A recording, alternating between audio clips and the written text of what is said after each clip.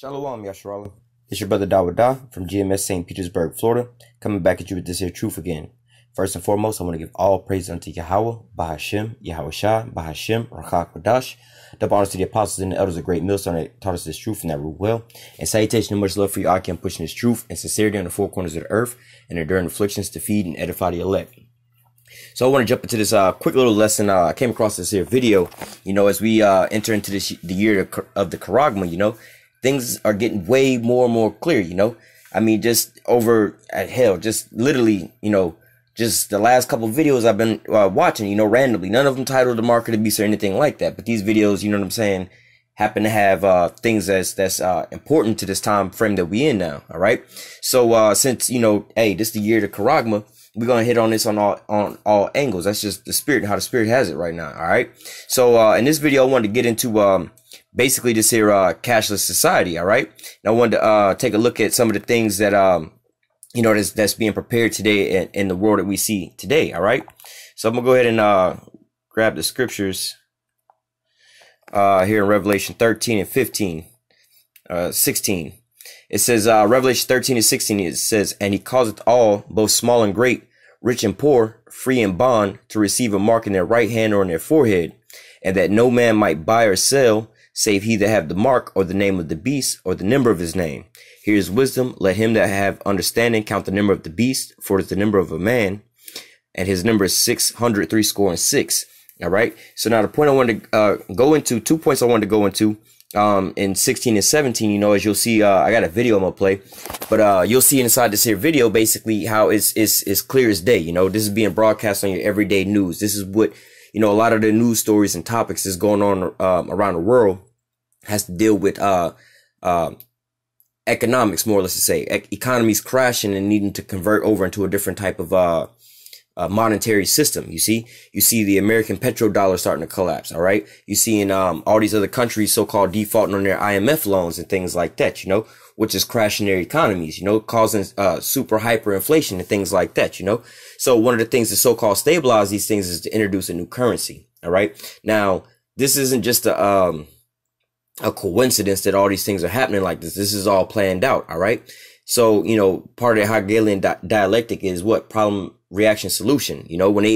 Before they even come up with a problem, they have the solution already. We want to have, we want to be able to track everybody with the RFID chip. Well, we want to be able to track everybody, and monitor everybody. Okay. So, what's the problem? Well, we have things like what? Terrorists, people stealing identities and things like that. You have all these different problems. Okay. Well, what's the solution? Well, we need some kind of secure way to transact funds. People can't steal your identity. It can't be hacked or anything like that. So what are we going to do? We're going to wind up implanting you with a microchip that's going to have a ID number that's how do I say that, specifically more or less to say registered unto you. All right. So they'll be able to track you and wherever you go, But nevertheless, another thing in this is that nobody's going to be able to buy or sell, you know what I'm saying, unless you have this here mark. All right. So we know that this is tied into what? Economics. One of the things that's in there is economics. All right. So, if you're not going to be able to buy or sell, what is that telling you? All right. What, right now we can buy and sell if let's say, most so-called black people don't have bank accounts. Right.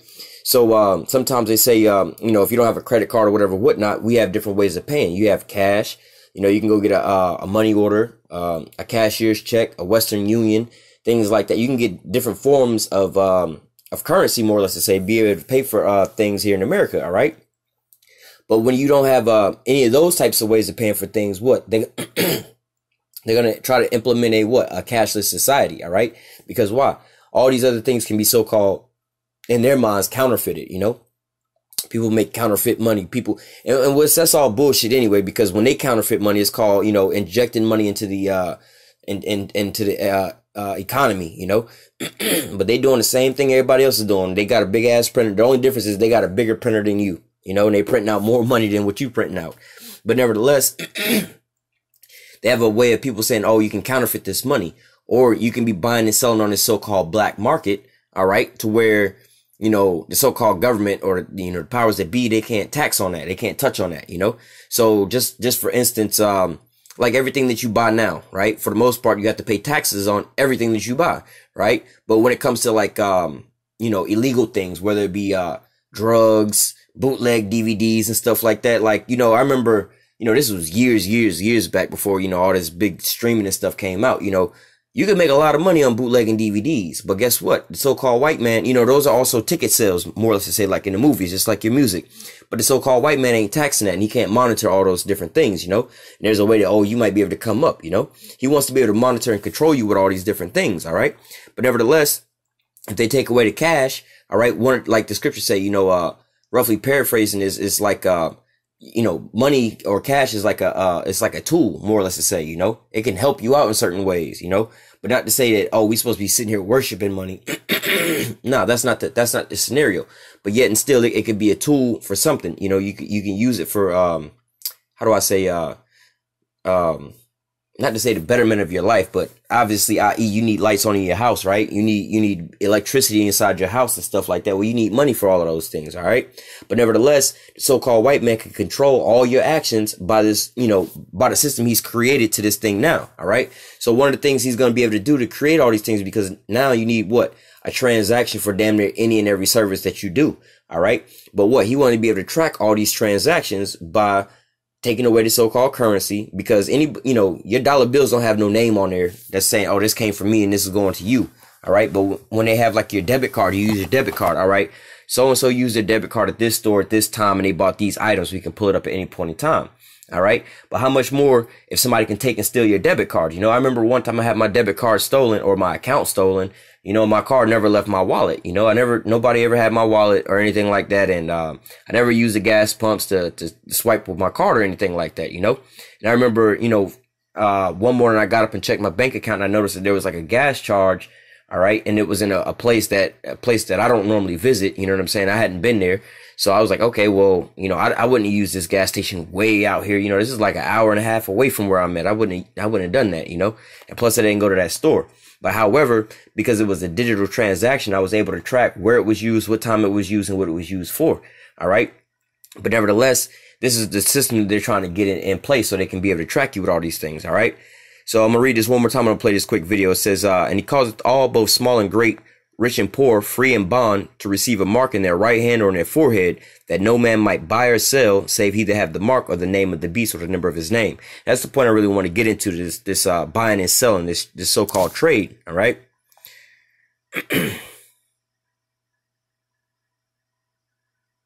So I'm going to play this quick video real fast and let them explain it to you. All right. Because like I said, this is on your news today. All right. This is what's going on in your headline news and things like that, so on and so forth. All right.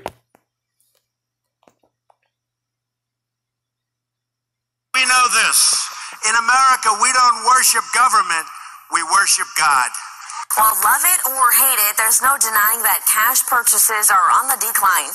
Our ABC correspondent Karen Travers provides some insight on this new cashless society. It's never been easier to go cash-free. Pay a bill at a restaurant, catch a cab, send money to a friend with just a push of a button. Peer-to-peer payment services are exploding. Tens of millions of Americans. That's almost a damn lie. It's not necessarily that these so-called transactions are going up, because when you think about it, really, Jake really don't use banks and things like that. You know what I'm saying? So they're already accustomed to using, the hardcore, hard cash type method. They carry around cash a lot and they use a lot of cash, and it's documented that really Jake is spending way more money here in America than so-called white people. White people don't spend that kind of money. They invest their money. They're not spending their money, injecting it into the economy. All right. So, and at the same time, the so-called white man has been using other methods than cash for the longest time. All right. When checks came out, homeboy was writing checks all the damn time. All right. If you can remember when you was a little kid or whatever, whatnot in the grocery store, 9 times out of 10, the so-called old ass white lady in front of you in the line was sitting there writing in her checkbook, writing out a check, Then the debit cards and the credit cards came out. I remember them saying, oh, I got a Visa card. I got this and that. I got a MasterCard and whatever, whatnot. They put everything on their cards. At the same time, throughout the whole credit card experience and all that, you know what I'm saying? The majority of Edomites was using that, and the majority of Jake was still using cash. Even to this day, a lot of Jake still don't have the credit cards and use banks and debit cards like that still to this day. All right. How much more with this newer technology? All right. A lot of this tap to pay, Samsung Pay, Apple Pay, Square Pay, all these different things. A lot of Edomites are really using these things. All right. Jake don't really have, you know what I'm saying, ways and uses of doing these things. All right. I.e. take just, you know, walk in Jake's shoes for a day. All right. Most Jake live in the hood with a lot of hood stuff going on around them. All right. So, and a lot of the transactions that they make, and when they go over to the local corner Citgo or whatever, whatnot, to buy them a soda, a Black and Mild, and a white t-shirt, you see them saying they're not using no debit card for that. They got cash in their pocket for that. All right. And a lot of the transactions they're using cash with. So you just see them saying, for the most part, this is still at the same rate. You know, you have basically Jake using cash still, and then you have these Edomites and stuff using these other forms of payment and stuff like that. All right. But at the same time, they really don't spend that kind of money like that. All right. They don't really shop as much as Jake. All right. You could take an Edomite and a Jake, and you know what I'm saying, send them out for the same amount of time to the same location. I guarantee you, you know, if just take it like this, Jake versus Esau. All right, 9 times out of 10, when Esau get up and go to work, he go to work and come straight back home. You know, a lot of you know, depending on what type of job they have, they're Edomites in lawn service. Of course, they're going to go to the store. But, you know, Jake, you know, let's say they both work in the office building. 9 times out of 10, you know, they could both be neighbors, work at the same building. 9 times out of 10, Jake is going to make a stop either on the way to work and on the way after work. All right. And 9 times out of 10, he's going to pay cash. All right. Use them every year, and it's growing very fast. Ask anyone for change for $20, and many times you won't get it. That's because a lot of people don't carry cash anymore, and they're not grabbing credit cards either. Instead, they're using their smartphones. 13 News Now reporter Erin E. LeBeau takes a look at the trend that could lead to the dying dollar. Again, they trying to make it seem like everything's switching over. But again, like I said, a lot of Jake don't have bank accounts like that. You see what I'm saying? They don't carry, they don't have that kind of money to put into the bank. As soon as they get their paycheck, they got to, you know, allocate it to where it's got to go to. You know what I'm saying? They don't really have money to put in the bank, let it sit there. You know what I'm saying? Jake normally don't have $500 to sit in the bank for 5 or 6 months. You see what I'm saying? If Jake got $500 in the bank this week, by next week, that same $500 is not going to be there. All right. So, and for you to be able to use all these, electronic payments, you need some kind of account to be able to, you know, you can't just put $100 into your smartphone, case and now it's in your account. You need some kind of digital account in order for you to have that. All right. What's in your wallet? Just my debit card and my ID. I have nothing in there. I carry very little information. Credit card and cash? It's a question I pose to people on the streets of downtown Norfolk. I found that very few people actually say cash. People are relying more and more on paying for things mobily with their smartphones. But I trust an Apple Pay. It was crazy as hell. Like I said, you go to the hood, you go to Jake. I was watching some shit last night. It was like some shit on Cops, right? They had this dude, it wasn't Cops, it was a snippet from Cops, but they had this Jake, right? This Hispanic Jake get pulled over. You know, they had you know, I guess they had called the cops on the dude, and he was like, oh, they got this Hispanic dude with this little hat on. They knew who he was, so on and so forth, you know? You know, just what we would think of, what so-called Edomites would think of as just some old junkie riding the bike, some homeless dude just riding the bike through the hood or whatever, whatnot, you know? But Jake, we see, you know, we know how to pick out certain things, you know? Yeah, homeboy might got a wife beat on, but look, homeboy got all this jewelry on, so on and so forth. You know what I'm saying? We know he ain't just no regular degler. He not just riding around here like that by himself. Come to find out, you know, they said homeboy was selling drugs. Homeboy said he had about $1,000. They put out his money. He had about $1,000 in cash on him. You see what I'm saying? A regular Jake that you would think is like a bum or a junkie riding around a bike in the hood in the dark with a wife beater on. You know what I'm saying? He carrying around $1,000 in cash on him. All right. But how many Edomites do you see carrying around at least $500 cash on them? It's very few. You see what I'm saying? But a lot of Jake is still carrying around this here cash. Because I've used it before. Apple Pay, Venmo, and Google Wallet, to name a few. All are mobile payment apps that allow you to pay for things by flashing your phone. I honestly didn't trust it at first, but it's proven itself to be a reliable source to pay with. So I think in the future it might even like make debit cards obsolete. According to That shit's crazy. Just imagine if your damn internet go off on your phone. Let's say, you know, hypothetically you can't pay your phone bill, or you forget to pay your phone bill on time, and all your accounts and everything is on your phone. All right. And in order to use all these things, you need internet service. So now you can't pay your bill. All right. Because all your account information is on your phone. You don't have the internet access to pay your phone. You know, I'm just giving a small slight scenario, you know, or i.e. what happens if the internet goes down all over the place and you can't make transactions like that because now all your money's stuck. All right. At least if you have hardcore cash on you at any point in time, yeah, you got to worry about, I mean, you got the same dangers. You got to worry about somebody, you know what I'm saying? The Jake I was mentioning, somebody could have pickpocketed him and took his money, right? Same thing, somebody can hack into your account and take all your money. You see what I'm saying? Same thing. Or you can get blocked out of your account, you know? A lot of the times, hell, I know with my bank account, right? I can't go to the ATM machine and withdraw more than $300 from my ATM machine. All right. Now, even if I go to one ATM machine here, you know, at this bank on, you know, let's say, First Street, right? I go to the bank on First Street to withdraw $300, right? Now I go to the bank on Fifth Street, right? And try to withdraw, let's say $10. They'll say I've reached my limit, even though I use two different ATMs. Now, let's say I'm banking at, Bank of America, right? And I decide, you know, I hit this limit, you know, and then, now I don't bank of Bank of America, but nevertheless, the bank that I do bank at, I know this is the case there, but nevertheless, I go to a different bank, you know, I hit this limit and I go to another bank. Let's say if like I'm at, Bank of America and I go to, SunTrust Bank or whatever, right?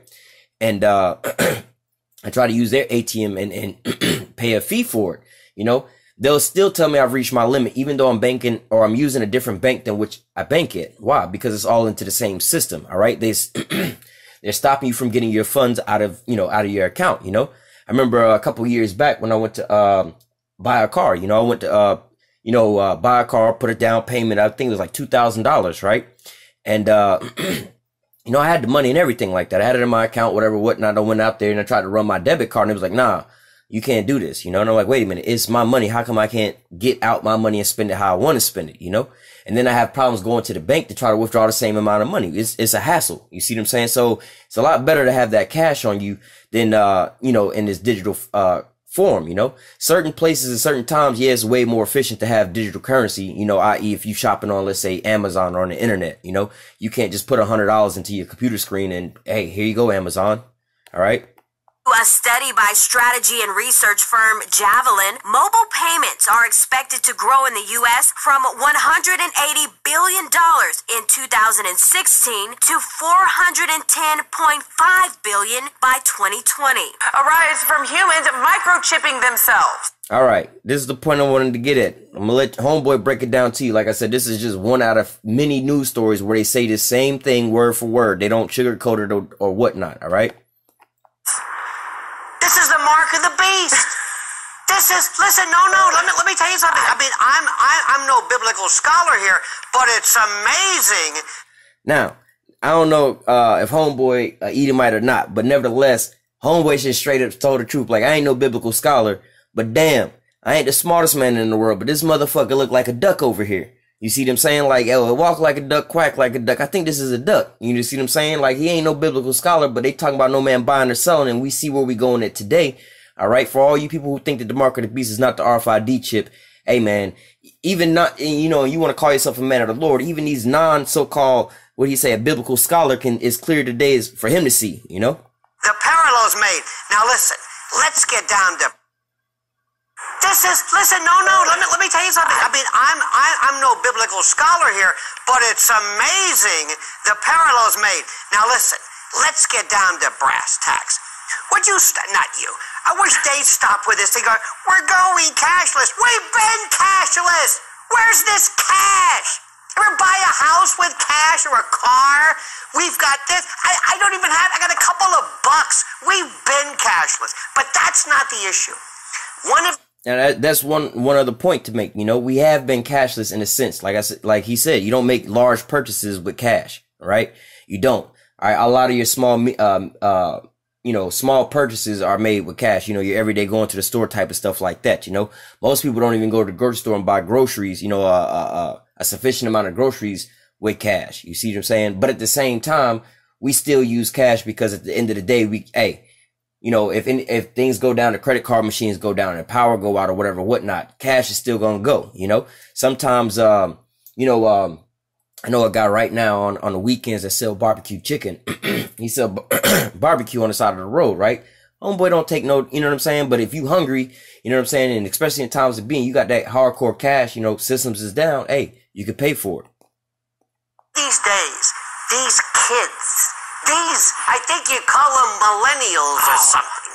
They're going to take these little tiny RFID, radio frequency identification chips, about the size of a grain of rice. And they're going to be cool, Scotty. Oh, they're going to be waiting in line overnight to get implanted. And they're going to say, look at this. I can go to the drugstore. I can go to a cab. Isn't it great? How cool. And see how he's portraying it, how cool this is, you know, and that's exactly how it is right now, all right? We're not in a time right now where they forcing people to get this chip. Right now, they're advertising it and all the so-called cool amenities about it so you can go ahead and buy it. Oh, look, I can open my door with this. Oh, look, just like what a lot of the devices you have now, you already being prepped to take this now. You're getting used to the luxuries of so-called having this RFID chip now, all right? You know, like with a lot of these new phones coming out, they have facial recognition. So, like, you can unlock your phone with your face. Shit, a lot of the apps are going that way, too, with the fingerprint, fingerprint deal, you know, collecting your biometrics and things like that. So people are using, getting used to the ease of these things, you know, like, on my banking app, right? I got a choice to either, hell, when I call them, I can, use my voice, all right? Voice recognition. If I try to sign into my app, I can use, a fingerprint scan, you know? But yet and still, I know, you know, I'm privy to what's going on. They're trying to get my so-called biometrics, you know, the measurements of like my face and fingerprints and things like that, you know? But I'm like, you know what? Hey, for all of that, you know, the signing up and all that, I can just type in my password. I've been doing this since we've been using logons since day one. So I'm already used to this. You know what I'm saying? It's like, yo, we all used to tying our shoes. Like, why do we need to, you know, so-called improve on that? Let's go back to the drawing board on that. Tying shoes has been working for the longest time, man. So why go and reinvent the wheel? All right? Who am I? Look, I've got this little embedded chip, and they'll say they have medical records, and you're going to do that to grandma and grandpa in case, God forbid, they have some kind of dementia they're walking off. I mean, after all, we have it in our dogs, right? It's like OnStar for human beings. But here's the cat. Exactly. He's going through all the different scenarios of how they're advertising to you. What happens if your kid gets kidnapped? What happens if your grandparents got Alzheimer's and they lose themselves for something like that, you know? What happens if you get locked outside of your house? Don't you want the convenience? Look at all the new cars now. A lot of the new cars don't even have keys. You have a little key fob. You get near the car, you open the door, you know? Again, you used to these different things, to the Internet of Things, you know? Everything is going basically on the internet, you know? Everything is going digital. Everything's going to be monitored, all right?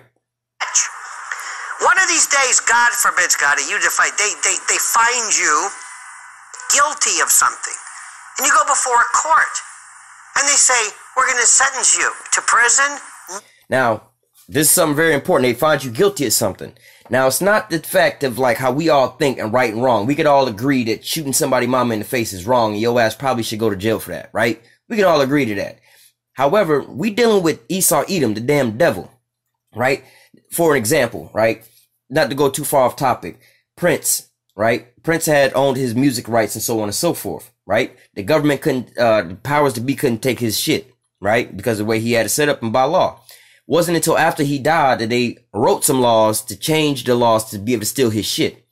So you dealing with somebody who's not playing fair at all. He's doing making all his moves to, how do I say, advance himself or to benefit himself. All right. Everything, you know, what's right is right. You know, right and wrong to him is based off of what's beneficial to him. All right.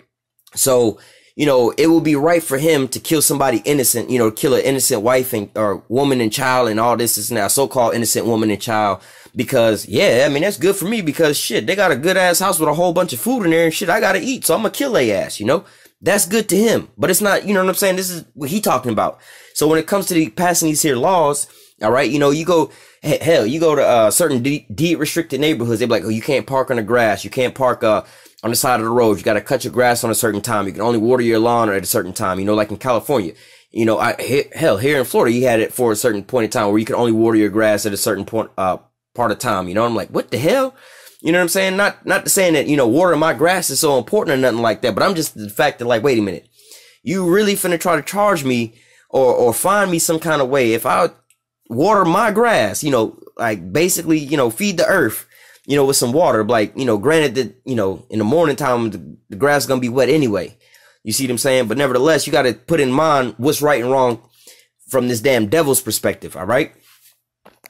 No, we're going to turn your chip off and guilty of something. And you go before a court and they say, we're going to sentence you to prison. No. We're going to turn your chip off, and you don't exist. Everything. In fact, people are going to notice that when you walk up, they're going to say, who is this? You're not registered. You say, it's me. What do you mean, who is this?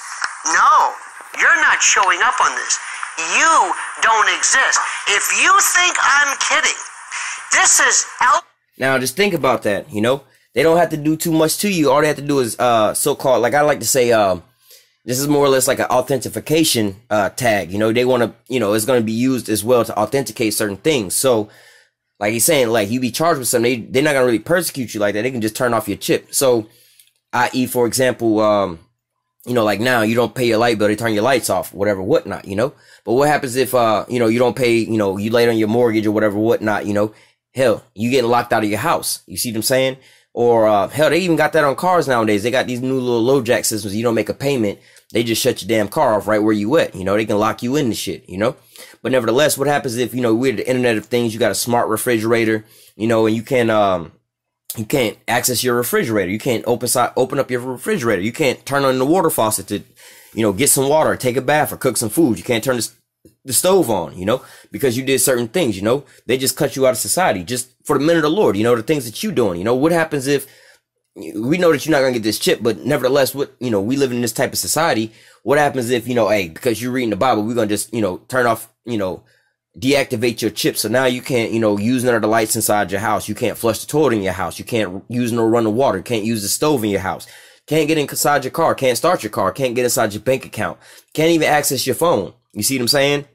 Can't get inside of nothing. This is the control that the so-called white man wants over everybody. All right.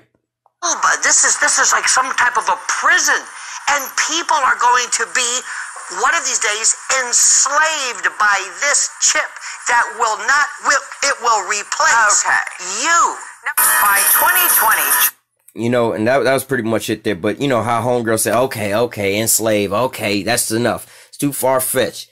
Hey man, that's why this is only for the elect, man. This is only going out for the elect because everybody else is gonna get this damn chip. Save the elect. All right, it's clear as day. We out here screaming it to the top of our lungs that the RFID chip is the mark of the beast. You know, here at Great Millstone, we've been saying that from the jump street. All right, but nevertheless, you know, you're starting to see even now the news is saying that. All right, the mainstream media news. Hell, we can go back to some of the truthers on YouTube. A lot of them were saying it as well too. But now you have the mainstream media news saying this. All right, it's in newspaper articles. It's on all kind of things like that, telling you that, hey man, this is cashless society that's coming, you know what I'm saying, is going to be predicated on this RFID chip, which is the mark of the beast. All right, get prepared for all of that. All the things that we going to, smart cities and all these different things is being predicated off of what? This RFID chip, the mark of the beast. All right, which is going, hey, one of the things like in this video here was going into that cashless society. Like the scriptures say, no man going to be able to buy or sell save he that have that mark. All right. So with that, Lord willing, this here lesson was edifying into the elect. Until next time, I say, call halal Yahawah, Bahashim, YAHAWASHI, Bahashim, Rakakwadash. Double honors to the apostles and elders, a great millstone that taught us this truth and that rule well. And salutation and much love for you, Aki, pushing this truth and sincerity on the four corners of the earth and enduring afflictions to feed and edify the elect. Also, a little side note, if, you know, the creator of this here video, Pedro V, you know, if you happen to see this, you know, more than likely you an Israelite. You know, I've seen a couple pictures of your face. You know, you look like you are one of the Hispanic tribes, you know. But nevertheless, I also see that you watch, you know, the Great Millstone videos, and you know what I'm saying, you put up videos like this, which is edifying as well too. All right, so shalom to you as well. Till next time, I say, stay strong, shalom.